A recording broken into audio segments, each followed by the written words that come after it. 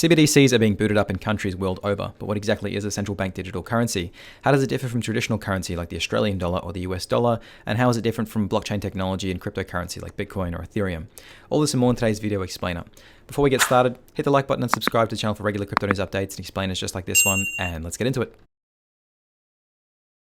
A central bank digital currency is just like the traditional Australian dollar that is centrally controlled by the Reserve Bank. Its main difference is that it will be digital first rather than using actual printed money that is then distributed to the banks digitally afterwards. This offers the Reserve Banks and governments a more efficient system of currency that takes the innovation of digital currency and removes the volatile risks of decentralized systems like cryptocurrencies. A CBDC would give the Reserve Bank the capacity to print dollars directly to banks or customer bank accounts, making it a more efficient system than traditional currency. It would also be faster to react to the markets, giving them more precision and control over how much money is printed and where it's allocated.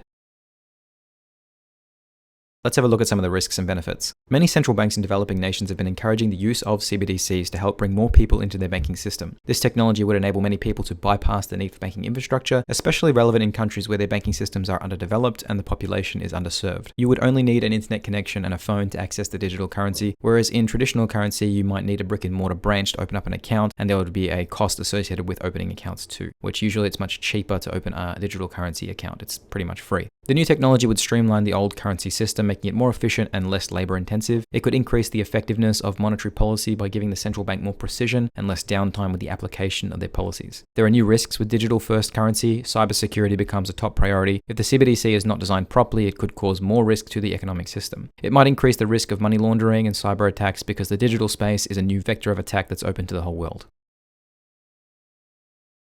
This is a new frontier. Central bank digital currencies will give central banks the ability to program money in the same way that we can program cryptocurrencies that are on the blockchain. This double-edged sword can be used and misused as the bankers see fit. An example of this is the People's Bank of China experimenting with having digital currency that has an expiration date. This would force the people to spend their currency in an allotted amount of time, which puts constraints on their savings for the future and keeps the consumer economy running based on these policies. This is an example of one more tactic bankers could use along with quantitative easing or money printing and interest rate changes. This programmable money tactic could also be used to enforce a social credit system using a CBDC. If you behave as the government expects you to behave, you might get discounts on how you spend and penalties for breaking the law or even just performing undesirable behavior. An example of this is in Iran, women being banned from using the banking system if they do not wear their hijab correctly. A CBDC would make this kind of enforcement much easier to lock people out of the banking system. We should expect more tactics like this to come out of the banking system now that the potential is unlocked. The bright side of this for crypto enthusiasts is that these tactics will likely push more people into the open world of crypto very soon.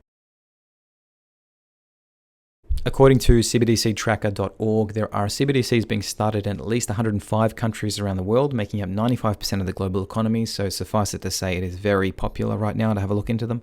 We can see that once the movement started, the bankers' eyes perked up very quickly. Let's have a look at some of the most advanced CBDC projects. The People's Bank of China has been actively researching and testing a digital version of its currency, the yuan, since 2014. In 2020, the bank launched a pilot program for its digital yuan in several cities, including Shenzhen and Chengdu. The Chinese government has also been testing the use of digital yuan for international transactions. In January of 2023, they released a new feature in the wallet of their app, the Chinese CBDC, that allows users to send money in an electronic version of the traditional red packets that they use on New Year's to try and attract new users. There's going to be a difficulty in getting the citizens to use a technology that essentially does the same thing as regular digital currencies. Initiatives like these are used to reduce that friction. Similarly, another initiative that they have launched recently is a government-sanctioned NFT marketplace. Clearly, China wants their version of crypto adoption to be strongly guarded in their walled garden, similar to the way that they use the internet now with the Great Firewall of China. The Swedish central bank, the Riksbank, has been studying the possibility of using a digital version of the Swedish krona since the mid-2010s. One of the most advanced explorations undertaken by a major economy, in 2020, the Riksbank launched a pilot program for its e-krona in the city of Gothenburg. Little has been announced on what the shape of the virtual currency will be, but the Riksbank has made it clear that its digital money cannot be categorized as a crypto asset, as it has a state, a trusted actor, an issuer, and that state guarantees the value by means of payment. The Central Bank of Uruguay launched a CBDC called the e-peso in December of 2020. They were the first country to launch a large-scale CBDC pilot program in November of 2017.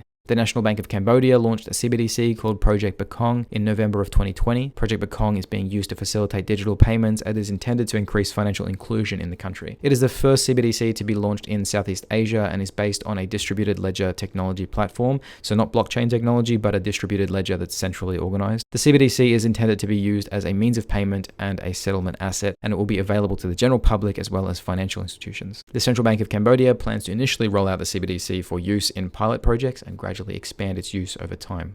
That's all for today's video. If you haven't already, please hit the like button if you like this content. There'll be more regular crypto news content coming, so just hit that subscribe button and you'll receive a notification when it comes out. I'll see you next time for more regular crypto news.